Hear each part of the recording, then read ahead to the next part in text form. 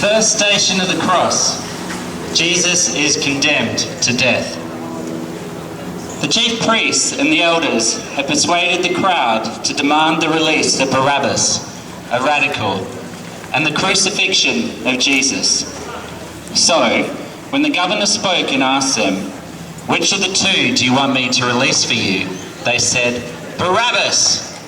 But in that case, Pilate said to them, "What am I to do with Jesus, who is called the Christ?"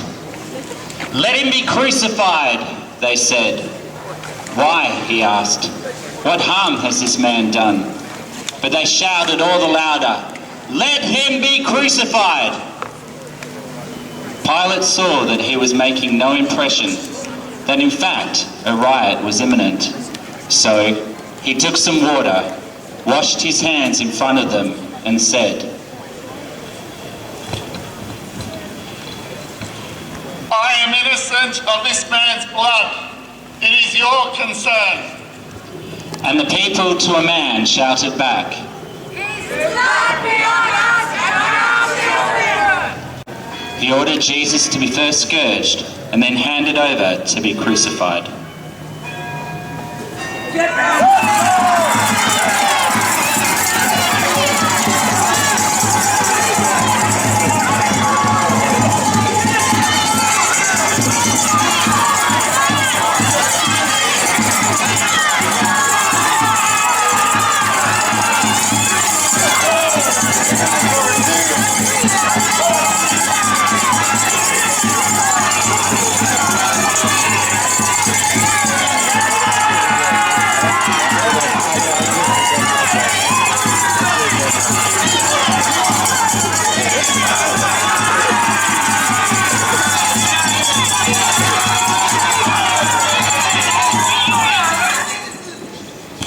The second station of the cross, Jesus takes up his cross. A soldier speaks. When Jesus came in, the boss, he threw me a whip and he said, "Be creative." So we were. But you know what? There was something about him that made you either love him or hate him. There was no in-betweens. So we tied him up, and I got to mark his body. I whipped him one after another, the way that makes his muscles quiver. Yeah, his body shook, but he would not break. And I wanted to break him. No, not his back, but that spirit, that blaspheming spirit. So I ripped into him without any skill whatsoever, just pure rage. It boiled my guts. We dressed him in a scarlet cloak and twisted together some thorns into a crown and we stuck it into his head. We knelt before him and we said, "Hail, hail, hail, King of the Jews." But the animal, he just stood there. So enough with that. We gave him his clothes again and we gave him his cross. By the time we finished with him, not even his own mother would have recognised him.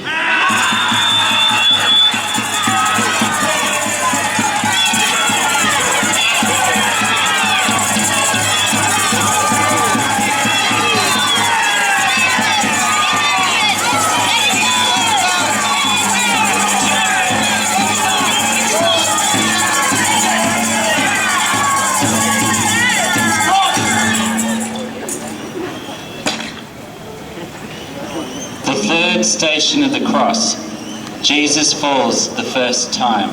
Mary Magdalene speaks. He has fallen like one of us, weak, exhausted. The crowd cheers like a carnival. I look on, lost.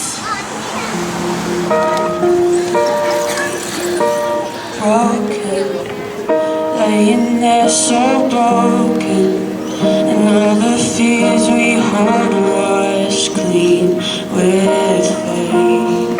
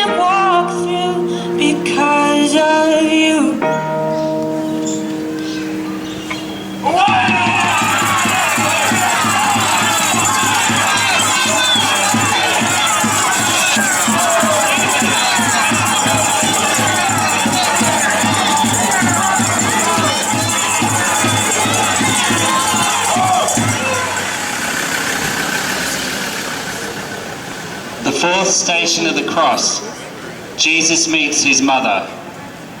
Mary speaks. My child stands before me, my dear child. Even now he thinks of me and longs to bring me comfort. A sword will pierce my heart, but I must hold on to the words of God's holy angel. He said, Mary, do not be afraid. You have won God's favour. Listen, you shall conceive and bear a son, and you must name him Jesus. He will be great and will be called the Son of the Most High.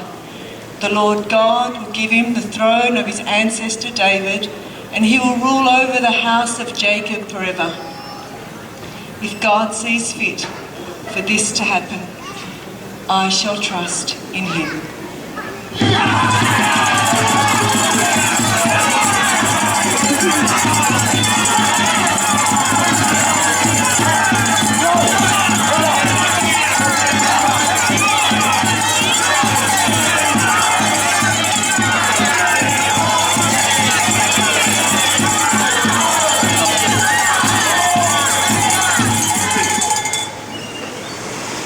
The fifth station of the cross, Simon of Cyrene carries the cross.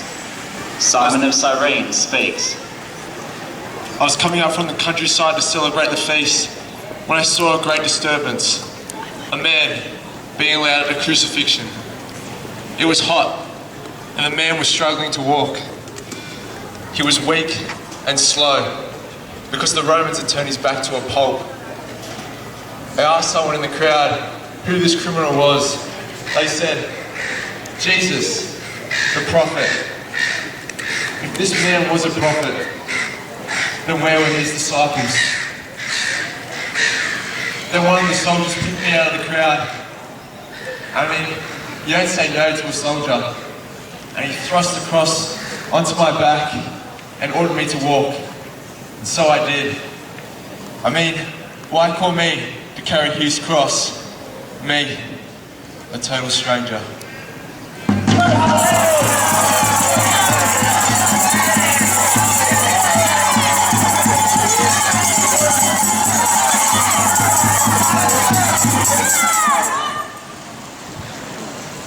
The sixth station of the cross, Veronica wipes the face of Jesus.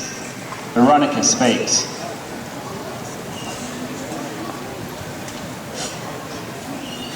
I had heard that they had captured my Lord, and I ran through the crowds and past the soldiers so I could wipe the blood and the sweat off his face.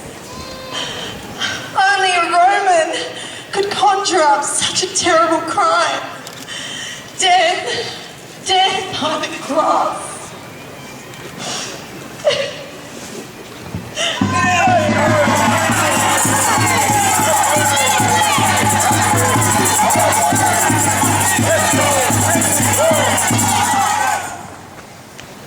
The seventh station of the cross, Jesus falls the second time. What's happening here? All of Jerusalem is out to see you. They're condemning the King of the Jews. They say he's a blasphemer, and just look at him. I think he did it. He looks guilty. Down in the dust, where he belongs.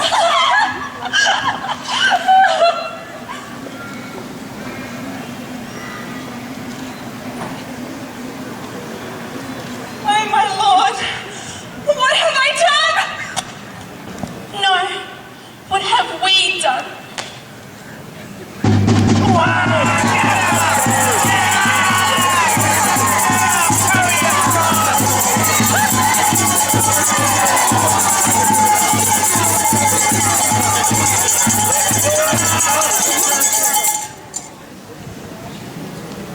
The eighth station of the cross, Jesus meets the women of Jerusalem. Mary, the wife of Clopas, speaks. We could not bear to watch, and yet we followed. The people had called down his blood on their heads. The curse of this dreadful day, the death of a Messiah. What could we do but weep? Sorrow engulfed our every pore. He seemed to all of us our son, our master, and we wept for him as we would. But Jesus turned to us and said, "Women of Jerusalem, weep not for me, rather for yourselves and your children." He was a noble man.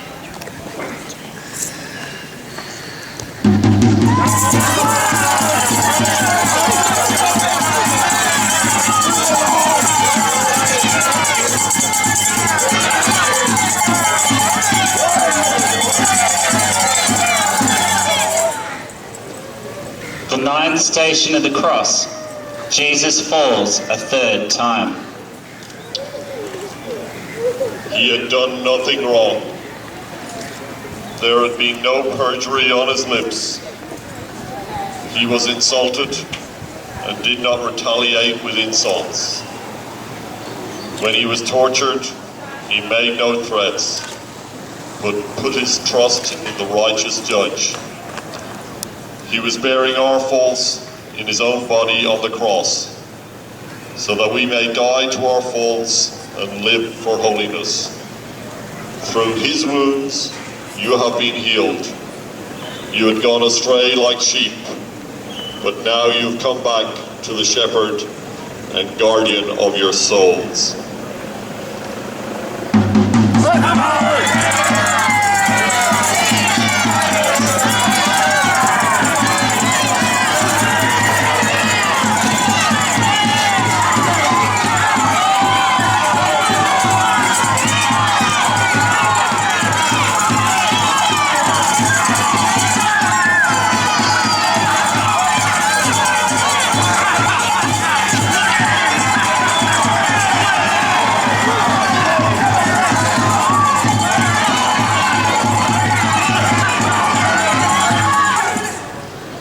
The 10th station of the cross, Jesus is stripped of his garments. A soldier speaks.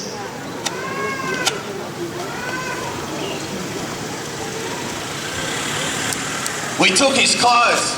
We shared him into 4 shares, one for each one of us. But his undergarment was seamless, woven in one piece from neck to hem. So decided, instead of tearing it, we'd throw dice to see who was to have it. Guess it was my lucky day. But the wife, she said we can't be wearing dead man's clothes, so I guess I'm going to have to sell it. You know, it wouldn't feel right wearing the clothes of a dead Jew.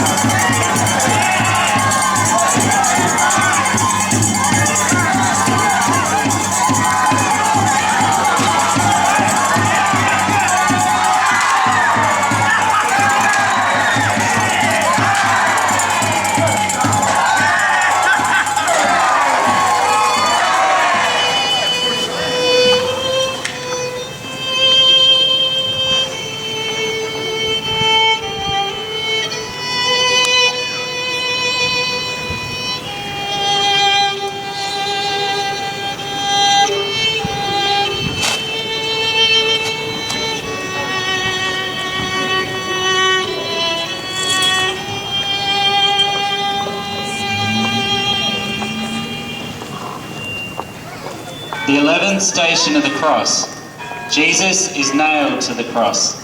A soldier speaks. I got paid double for this job, and extra because it's Passover. And now I have his blood on my hands. Can only think of my children. I'm an upright man, firm are my boys. I teach them to be men of character. I want them to hold an honourable position in the empire. Not a mongrel gentleman, their father.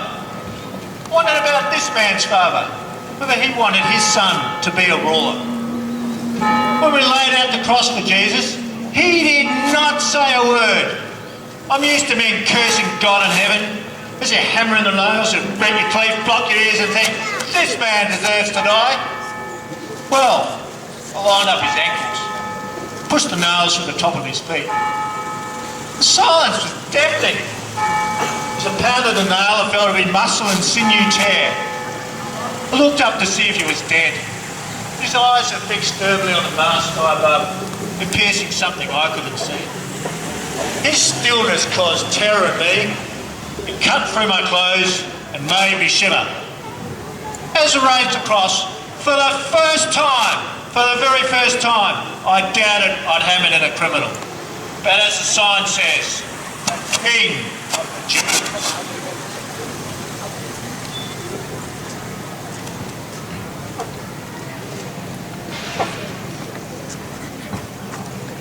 The 12th station of the cross.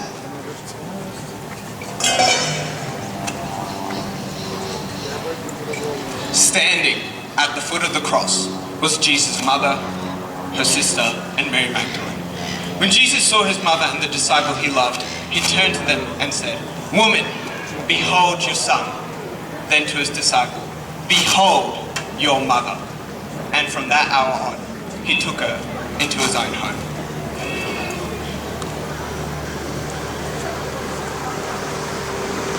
The 13th station of the cross. Jesus dies on the cross.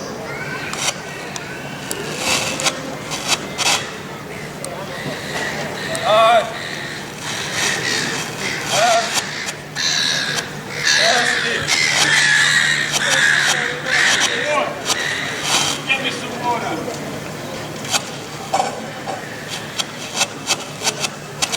Thirsty, are you?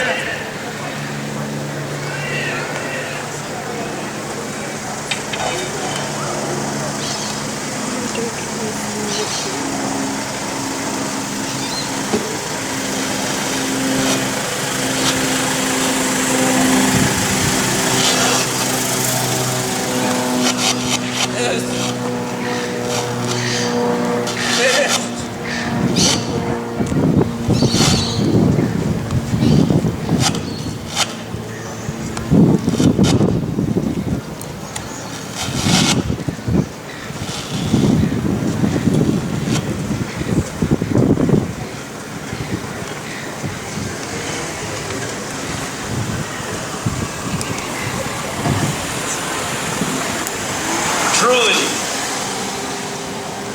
this man was the Son of God. I will kneel in the dust at the foot of the cross where mercy paid for me, where the wrath I deserve, it is gone, it is past, your blood has hidden me. Mercy, mercy, as endless as mercy. I'll sing your love and mercy for all eternity.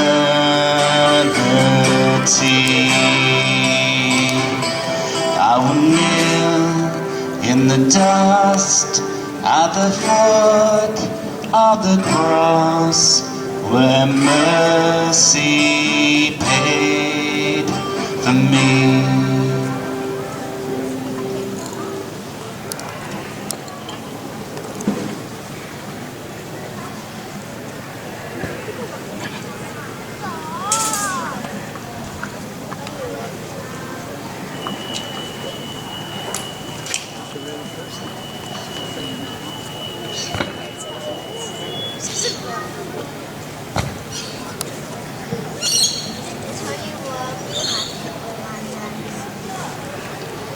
The 14th station of the cross.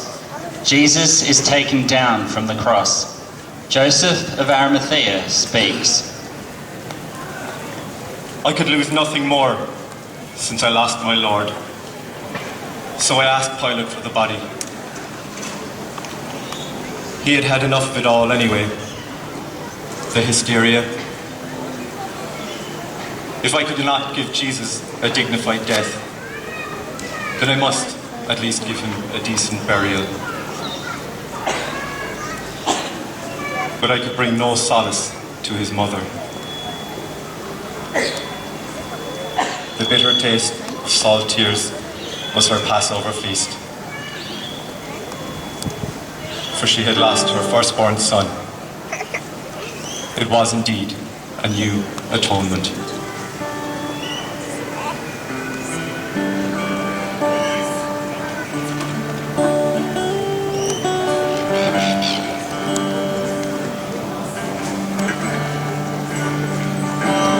Above all powers, above all kings, above all nature and all created things,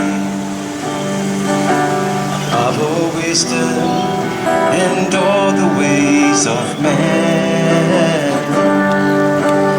you were here before the world began. Above all kingdoms, above all thrones, above all wonders the world has ever known, above all wealth and treasures of the earth, there's no way to measure what you're worth. Crucified, laid behind the stone, you lived to die, rejected and alone, like a rose trampled on the ground. You took the fall and thought of me above all. Crucified, laid behind the stone, you lived to die, rejected and alone, like a rose trampled on the ground. You took the fall and thought of me above all.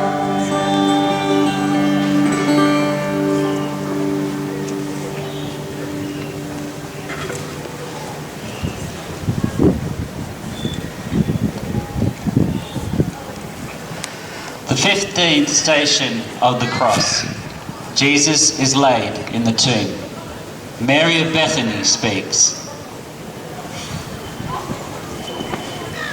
We took the body of Jesus. We wrapped it with spices in linen cloth. The place where he had been crucified, there was a garden. And in that garden, a new tomb, in which no one had yet been buried. Since it was the day of preparation and the tomb was near at hand, we laid Jesus there. This was not new to me. I had anointed him once before, with costly oil, the best I could get. The house had been filled with its fragrance. One of his disciples tried to stop me, but Jesus said, "Leave her alone." She bought it so that she might keep it for the day of my burial.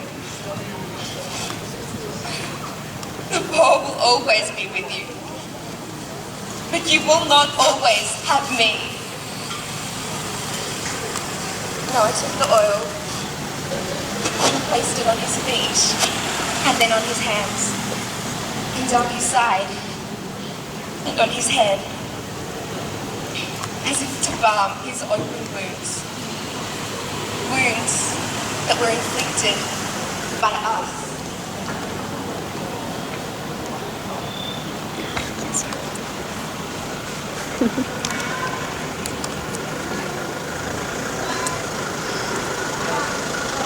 I was in the crowd the day that Jesus died. And as he hung upon the cross, his mother cried. I saw the crown of thorns he wore, the stripes upon his back. The water and the blood ran out, and then the sky turned black. My mind was filled with anger, my heart was filled with shame. This man brought only healing, who could bring him pain? Why does it seem the strong always victimize the weak? And suddenly I found myself stamping with my feet, and I cried, who nailed him there? This man of peace and mercy, who nailed him there? Come and face me like a man. Who nailed him there? And the crowd began to mock me. I cried, oh my God, I just don't understand. Then I turned and saw this hammer in my hand.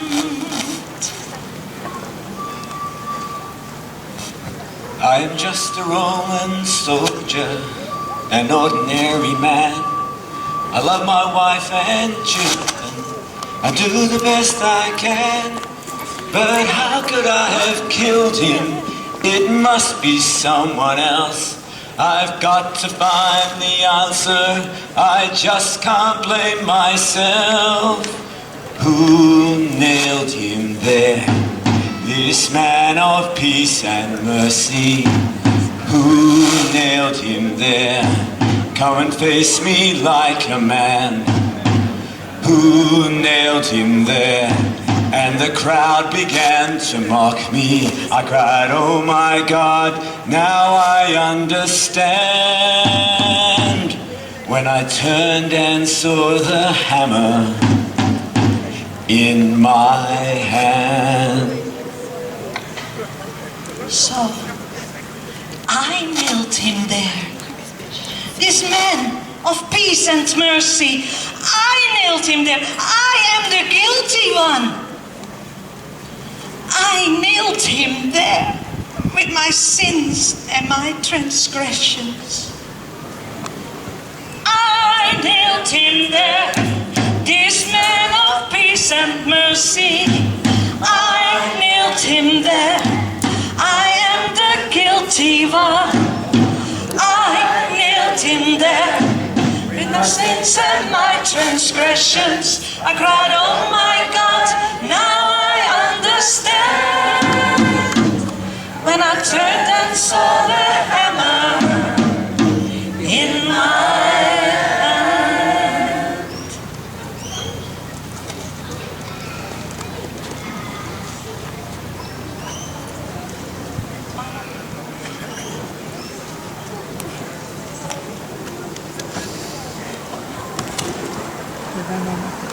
What a beautiful place Fremantle is. It's got a place in my heart. Some of the best restaurants and pubs in WA. But I also, 25 years ago, witnessed this very play, the Passion of Christ play. And I didn't know anything about Jesus at that time. And my life then was more one of being like that Roman soldier that crucified Jesus.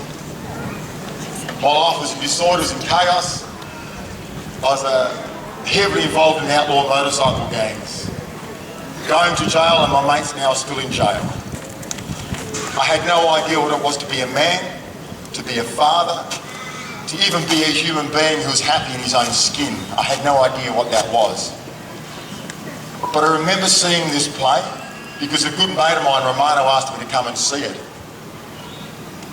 And on that day when I saw it, I just thought it was crazy. I just thought, what is all this noise, all this commotion, all this theatrical action about? I didn't understand it. I think my heart was very hard and I didn't want to hear it. But because of his prayers and the prayers of many others, I would eventually come to realise the power of the cross of Christ. Through the course of my life, being involved in crime and gangs, I would eventually meet a beautiful woman by the name of Leanne. And in our scene, if you're involved in gangs or clubs, you didn't just have one woman, you have many women. We all know how it goes. We watch the movies, we know what happens. We know friends that are involved in that scene. And for me, I met this beautiful woman, Leanne, and something changed within me. I realised I had to become a better man. I tried becoming a better man, but I was unable to do that. And I remember thinking back to seeing this play. And that friend of mine, Ramona, when I ended up getting out of jail, he challenged me about what it was to become a better man. Not just a good man, not just better, but the best man. And he said the best man was he who hung on that cross, Jesus. For someone like me who didn't believe in Jesus, I didn't understand what that meant. But I thought I'll give it a go. I'm not that silly that I can't give it a go, but I'll give it a go, Romano. So I stopped the business of my life and I had a look at who this man Jesus was. And for me, it allowed me to become the man that I'd always wanted to be. I had success in sport, in powerlifting and bodybuilding, and yet still felt as empty as when I won those titles. And you talk to most sportsmen, they'll say exactly the same thing. How many sportsmen struggle once they finish playing sports, whether it's AFL or soccer or any sort of sport. I wanted to become a better man. I wanted to become a better husband. I even wanted to get married. I can remember coming down here with my now wife Leanne, my then girlfriend Leanne, sitting at the cafes here in Fremantle, having coffee, eating cake, enjoying life, and not realising how special and precious that lady across the table from me was. To me, I was never ever going to get married. It wasn't something I was going to do. But then when I realised that that was something that I should do, through our own personal choice of knowing Jesus, of hearing the truth of Jesus, I decided to do something I would never do, which is get married. It's like many things in life, you don't know what's going to happen until you step out and do it. I didn't know what was going to happen, but I trusted Jesus and trusted my mate Romano. I stepped out and we got married. As a man, and I'm speaking to the men, and a lot of the women will see this in their men, my wife wasn't there just now to serve me, or Leanne wasn't there just to make me feel happy or do things for me around the house or do the things that I told her to do. I was there to help my wife. I was there to create a special relationship, a family. And we would go on to have 6 children. 6 beautiful children, an Adam, a Jack, an Ella, a Peter, a Mary, and our cutie matootie called Seth. For a man to know what love is, not just lust or looking at a woman as an object, but to know that I can actually be one with her, to serve her, and grow to become a better man, that can be a role model to my wife, to my children, and to other people. To know freely what it is to be a man, and to be happy within my own skin to be a man, not to have to please other people or wear certain clothes or do certain things just to fit in.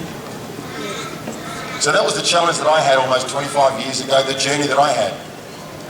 And you might be starting that journey today like I did 25 years ago, seeing this Passion Play for the first time and thinking, what is that craziness about? But there is a truth here. And if you look into it, you will also find the truth like I did. And if you allow it into your heart and into your lives, it will change your lives as it did my lives. God bless you and have a blessed Easter.